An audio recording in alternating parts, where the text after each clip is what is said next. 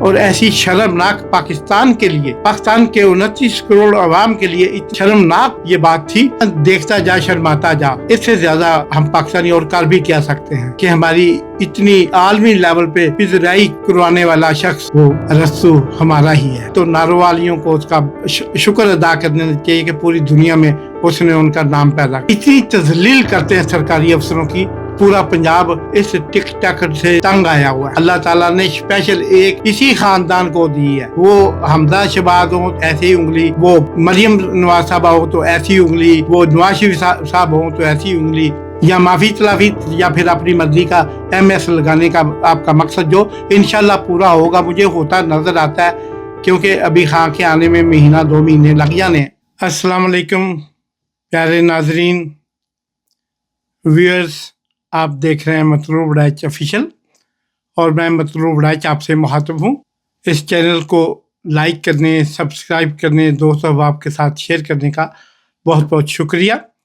ہمیں یقین ہے، اعتماد ہے کہ آپ اس چینل کو مزید سپورٹ کرتے رہیں گے تاکہ ہماری آواز اور ہمارا پیغام گھر گھر ہر اس فرد تک پہنچنا چاہیے جو چاہتا ہے کہ اسے کچھ خبر ہو کہ پاکستان میں کیا ہو رہا ہے.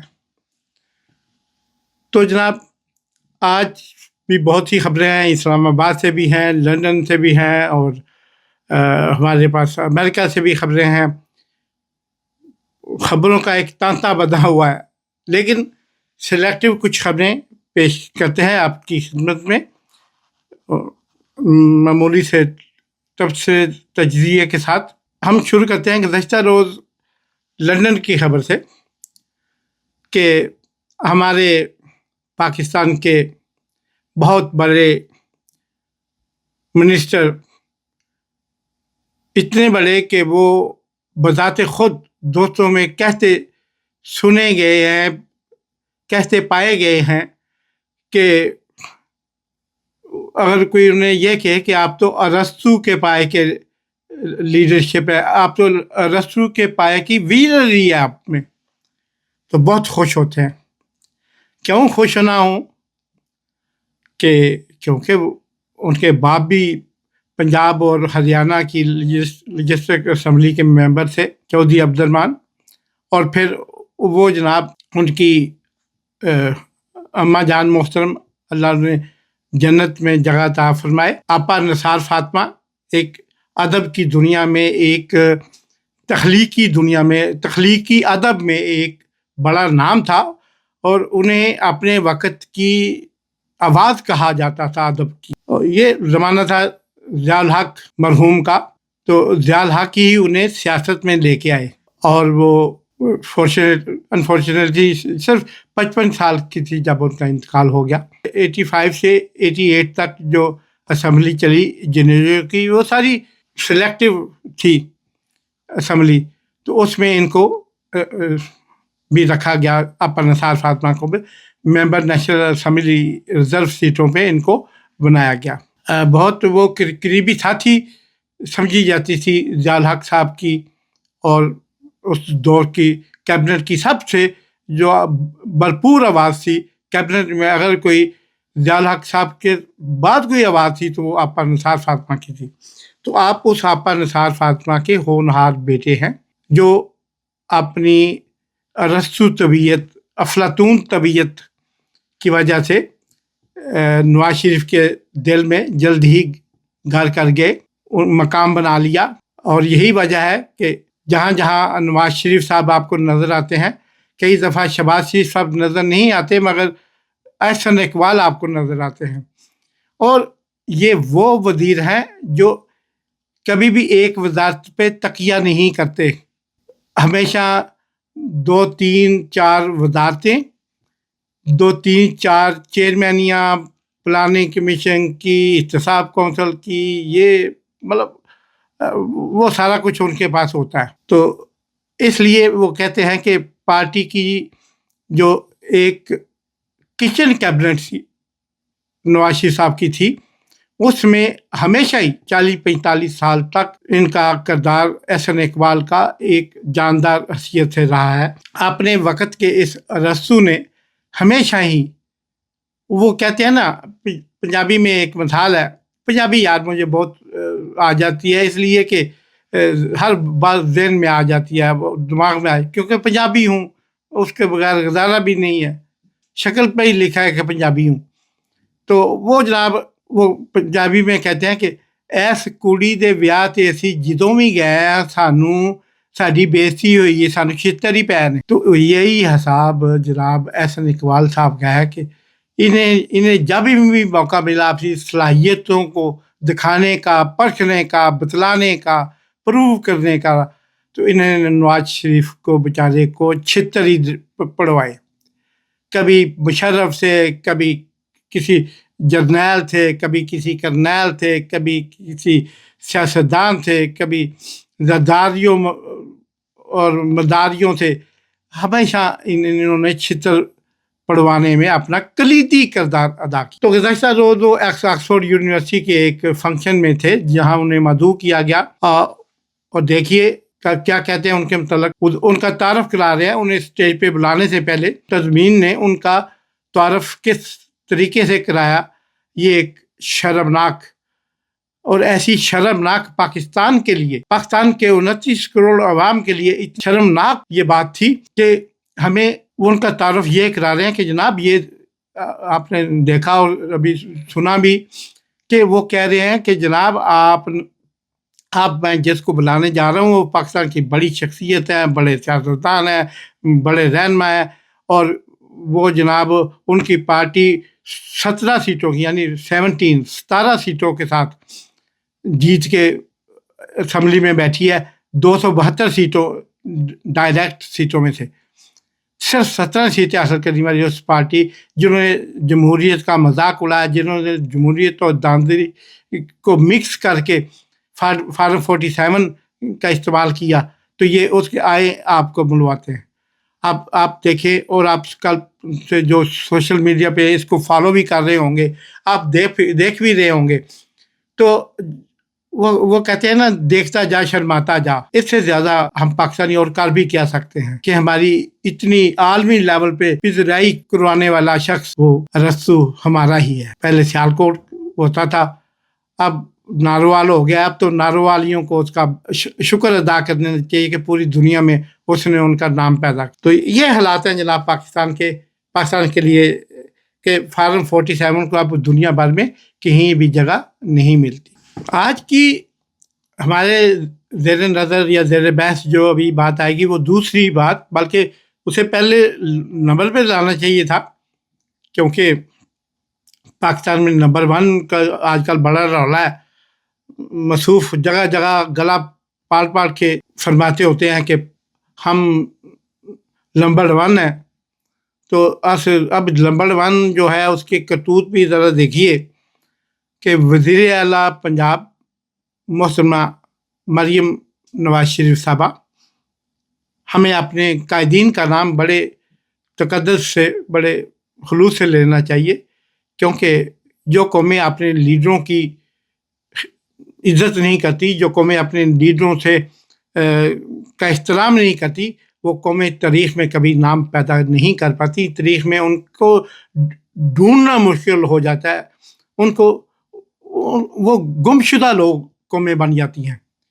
تو جناب یہی وجہ ہے کہ ہم نے ذوالفقار علی بھٹو کو بڑی عزت دی، شہید کو ہم نے بڑی عزت دی، اتنی عزت کہ ٹھڈے مارتے ہوئے ہم اس کو تختہ دار پر لے کے گئے، اتنی عزت دی۔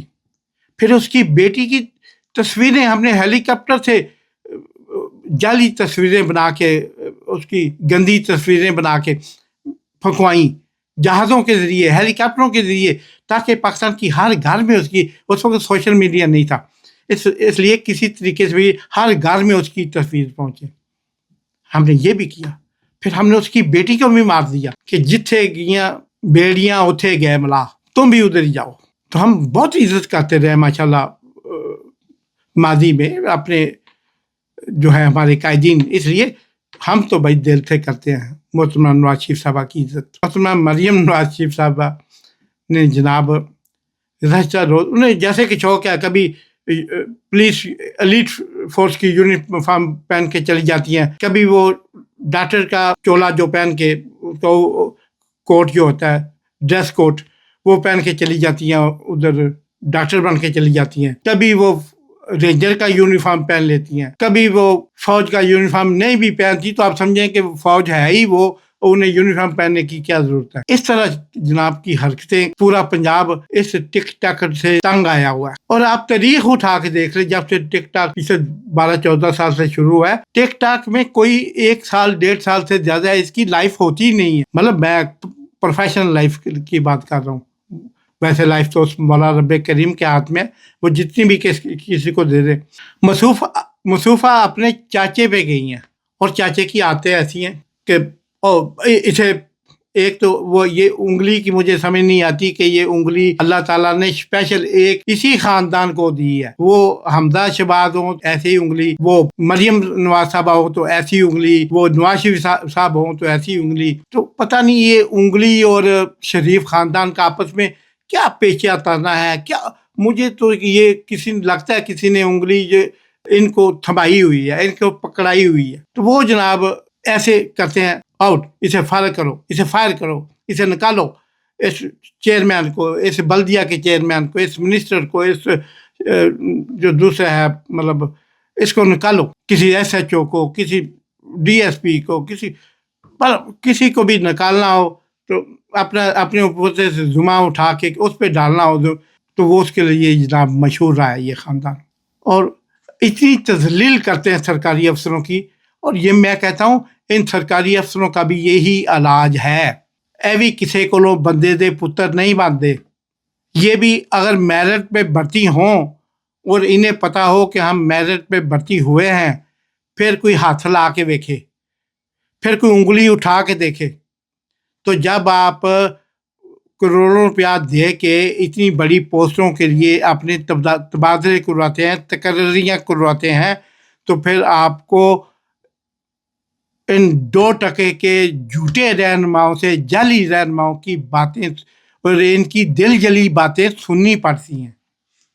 अगर आप डायरेक्ट आप कोई माइलस्टोन हासिल करके आए हों तो मैं देखता हूँ कौन निकालता है, और मैं देखता हूँ कैसे आप ऐसे ही उठ के घर चले जाते हो, आप आगे तन के खड़े हो जाओगे।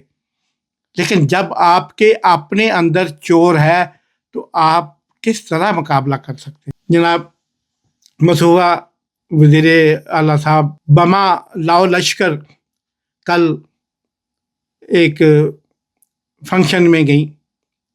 फंक्शन क्या, मेरे एक दोस्त हैं, बहुत ही प्यारे दोस्त, नवीद चौधरी साहब, जो कॉलमिस्ट हैं, अखबार के सीनियर अरकान में उनका शुमार होता है, और वो हैं भी नवाज शरीफ फैमिली के बड़े क्लोज, उनके ज़ाती ताल्लुकात हैं नवाज शरीफ फैमिली के साथ। कल वो अक्सर कभी गुस्से में हों तो बहुत ही अच्छा लिख जाते हैं। कल भी कहीं शायद गुस्से में से उन्होंने लिखा कि जनाब एक तो इन्होंने पहले इंतज़ाम किया हुआ था, ऐसे मुंह उठा के कौन चला जाता है। इन्होंने मियो अस्पताल का सारा इंतज़ाम किया हुआ था, विज़िट का बताया हुआ था, फिर उसके बावजूद भी इतना गंद और ये सारे हालात थे। तो इसमें वाकई इस की सज़ा बनती है, इस MS की, मेडिकल सुपरिटेंडेंट की। तो मैं बड़ा हैरान हुआ। चौधरी साहब सच तो बोल जाते हैं, सच तो चौधरी नवीद के मुंह से निकल जाता है। तो अल्लाह इन्हें और भी कामयाबी दे और हिम्मत दे कि वो मज़ीद ऐसे सच जानबूझ के ही सही लिखते रहे। तो वो जनाब ये मोहतरमा उधर गई, सारा इंतज़ाम था, सारा पहले बताया था, चीफ मिनिस्टर विजिट कर रही है। तो जनाब ये कैसे होता है कि लाहौर के अंदर, लाहौर के दिल में, लाहौर के सेंटर में, हर बंदे की अप्रोच में म्यू अस्पताल हो और उधर चीफ मिनिस्टर साहब जाना चाह रही हों और किसी को खबर ना हो। ऐसा तो नहीं होता यार। खैर वो चली गई, उधर गई जनाब, जाके ये कितने ये कूड़ा। फिर उधर तो मरीज थे कुछ, उसमें कुछ मरीज असली भी होंगे, कुछ वैसे भी लटा दिए जाते हैं कि मोहतरमा ने आना, वज़ीर आला साहबा ने विजिट कर दिया, आप ज़रा लेट जाए ऊपर ये चादर ले। तो कुछ اوریجنل بھی اتنے زیادہ مریضوں کا انتظام تو نہیں کیا جا سکتا. اب کچھ اوریجنل بھی ہوتے ہیں.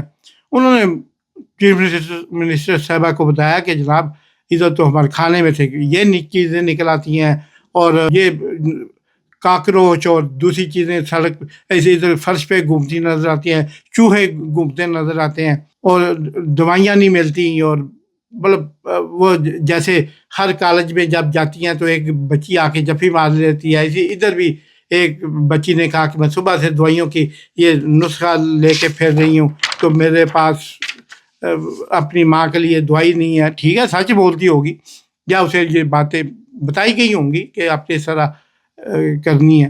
تو وہ جناب وہ بھی واقعہ بھی ہوا. اب جناب وہ پرانا ہسپتال ہے, انگریزوں کے وقت کا بنا ہوا ہے, سر گنگا رام سے بھی پہلے کا بھی وہ اسپتال بنا ہوا ہے. اب اس کی وہ خستہ حالت, اس کے لگنے والا بجٹ کبھی اس پہ لگا ہی نہیں, اس پہ کے لیے مختص جو بجٹ ہے کبھی اس پہ لگا ہی نہیں. وہ پہلے وزیر صحت کھا جاتا ہے, پھر سیکٹری صحت کھا جاتا ہے, پھر چیف سیکٹری پنجاب کھا جاتا ہے, پنجاب حکومت بھی کھا جاتی ہوگی, پنجاب کا وزیر اعلیٰ بھی اس میں حصہ لیتا ہوگا, وہ ٹھیکیدار جو باقی یہ کام کراتا ہے وہ بھی حصہ لیتا ہوگا. تو وہ لگتا کیا ہے, آخر میں دونی چونی اس پہ لگا دیتے ہیں, وہ جس سے صرف وہ دیواروں کو رنگ ہوتا ہے لال, اور وہ آپ نے دیکھا نا ہاسپٹل میں دو ہی رنگ ہوتے ہیں, لال اور چٹا سفید, وہ دو رنگ کر دیتے ہیں, برشیاں مار دیتے ہیں. وزیر اعلیٰ کی, گورنر کی یا کسی وزیر اعظم کی انسپیکشن ہوتی ہے تو وہ آ کے کر کے چلا جاتا ہے فرض ادا کر کے. تو انہوں نے جناب اسے, کیونکہ مجھے لگتا ہے کہ اس کے پیچھے کچھ سیاسی بھی کہیں نہ کہیں, مجھے اب جب بات اس حد تک بڑھ جائے تو اس پہ بہت سی چیزیں دیکھنا پڑتی ہیں. مجھے پتہ ہے جب وہ چیئرمین تھے ڈاکٹر سعید صاحب, پروفیسر سعید صاحب, اس کے شیخ زاید ٹرسٹ ہسپتال اور اس سارے سسٹم کے, تو ان کو ہٹانے کے لیے اس وقت پنجاب گورنمنٹ نے چوٹی کا زور لگایا اور ان پہ بے بنیاد الزامات لگا کر ایک جان بوجھ کر ایک ایسے شخص کو ان کی جگہ ان کو ہٹا کر ایک ایسے شخص کو چیئرمین لگایا گیا جسے مطلب اس پروفیشن کی الف بے بھی نہیں آتی تھی. اور میری آنکھوں کے سامنے یہ واقعات ہوئے, میں نے دیکھے. لیکن کیا بنا, آج بھی جتنی ڈوگرگوں حالت اس شیخ زاید ہاسپٹل کی ہے وہ تب نہ تھی جب پروفیسر سعید صاحب اس کے چیئرمین تھے. تو وہ کیا تھا, وہ اس کا بجٹ کھانے کے لیے, اس کے ادویات کے پیسے کھانے کے لیے, پارکنگ کے پیسے کھانے کے لیے, اور بے شمار چیزیں ہوتی ہیں میڈیسن میں اور مختلف چیزوں میں, مشینوں میں, جو میڈیسن ایکوپمنٹ ہوتے ہیں, جو مشینری ہوتی ہے اس کے پیسے کھانے کے لیے. وہ لاکھوں میں نہیں, کروڑوں میں نہیں, اربوں میں ہوتا ہے ان کے اخراجات یا ان کے بجٹ اس لیول کے پہ جو ہاسپٹل شیخ زاید جیسے ہوتے ہیں. تو یہی حال میو ہاسپٹل کا تھا. میو ہاسپٹل میں بھی جناب بہت, چونکہ شہر کے سینٹر میں واقع ہاسپٹل ہے, پرانا ہاسپٹل ہے, بڑا ہاسپٹل ہے, مختلف اس کے ڈپارٹمنٹ ہیں, مطلب کارڈیالوجی ہے, اور برننگ اسٹیشن بھی سینٹر بھی وہاں پہ بنا ہوا ہے, اور پنجاب بھر سے برننگ کے سارے مریض جو ہیں ادھر لائے جاتے ہیں. تو وہ جناب انہوں نے اس کو کہا کہ میں تمہیں فائر کرتی ہوں, فائر کرو, دیکھ نہیں رہے کیسا ہو رہا ہے, یہ ہو رہا ہے, وہ ہو رہا ہے. ایک تو طریقہ کار یہ صحیح نہیں. ایک اعلیٰ گریڈ کے پڑھے لکھے بندے کا, جس نے آج اس ایم ایس بننا, میڈیکل سپرنٹینڈنٹ بننا کچھ چھوٹی بات نہیں ہے. یہ ایک چھوٹے موٹے منسٹر کے برابر ہوتا ہے یہ عہدہ کسی بڑے ہاسپٹل کا. شیخ زاید ہو گیا, میو اسپتال ہو گیا, گنگا رام ہو گیا, یا جنرل اسپتال ہو گیا, ان 3-4 بڑے ہاسپٹل کا چیئرمین ہونا منسٹر کے مقابلے کا, ٹکر کا بندہ ہوتا ہے. تو جناب اب اس کو کہا کہ میں تجھے ہتھکڑیاں لگوا دیتی, اگر میں تمہیں گرفتار کرا دیتی یا FIR کرا دیتی. اس قسم کی آپ گفتگو دی. اگر اس نے غلط کیا ہے تو اس میں بیٹھیں, اس کی آفس میں بیٹھیں, رپورٹ تیار کریں, اور اتھارٹی جو اس سے متعلقہ ہے ان کو دیں, ان کو کہیں یہ پکڑو یہ, اور اس پہ کارروائی کر کے مجھے رپورٹ کرو. ختم. پھر اس کو جب وہ مجرم ثابت ہو جائے اس کو اچھالو, اس کی تشہیر بھی کرو, اس کے 60 صفحے کے اس کے میگزین تیار کر کے گھروں کو بھی بھجواؤ. تاکہ سب لوگوں کو پتہ چلے. کروڑوں روپیہ لگاؤ اس کی تشہیر پہ کہ یہ دیکھو میں نے اس کو نکلوا دیا, اور آپ اس کو نکال دو, اس کو کر دو, اس کو رکھ لو, اس کو اندر کر دو, اس کو باہر کر دو. یہ اندر باہر کا چکر آپ نہیں بولتی. ایسے اتنے بڑے گریڈ کے آدمی کے, اتنے بڑے پوسٹ پہ بیٹھے آدمی کی تذلیل کرنا آپ کو ورثے میں ملا چیف منسٹر صاحبہ. ورنہ انسان کی تذلیل کے بجائے اس کی یہ بات آپ پرسکون لہجے میں بھی کہہ سکتی تھی. نتیجہ وہی نکلنا تھا جو اب نکلنا ہے, یا معافی تلافی یا پھر اپنی مرضی کا MS لگانے کا آپ کا مقصد جو انشاءاللہ پورا ہوگا, مجھے ہوتا نظر آتا ہے, کیونکہ ابھی خان کے آنے میں مہینہ 2 مہینے لگ جانے ہیں. تو اس لیے آپ کا یہ مقصد فی الوقت تو پورا ہوتا نظر آتا ہے. یہ تھے جناب پاکستان کے واقعات. اور بھی بے شمار رپورٹیں ہیں. پاکستان کے نمبر 1 تو نہیں ابھی ہوا, لیکن نمبر 2 کل کے سروے کے مطابق انٹرنیشنل جو ہے وہ گلوبل ٹیررزم رپورٹ کے مطابق, اس کے مطابق پاکستان ٹیررزم میں, دہشت گردی میں, بدامنی میں نمبر 2 کی پوزیشن پہ کھڑا ہے اس وقت. پاکستانیوں, رمضان المبارک کے اس مقدس مہینے میں یہ فتح مبارک ہو آپ کہ اللہ نے آپ کو اس مقام پہ پہنچا دیا جس کے آپ حقدار نہ تھے. یہ اللہ نے نہیں پہنچایا, اپنی کرتوتوں سے پہنچو. یعنی آپ نمبر 1 سے صرف ایک سٹیج نیچے ہو. تو اس پہ بھی بات کریں گے اگلے ولاگ میں اور آنے والے میں.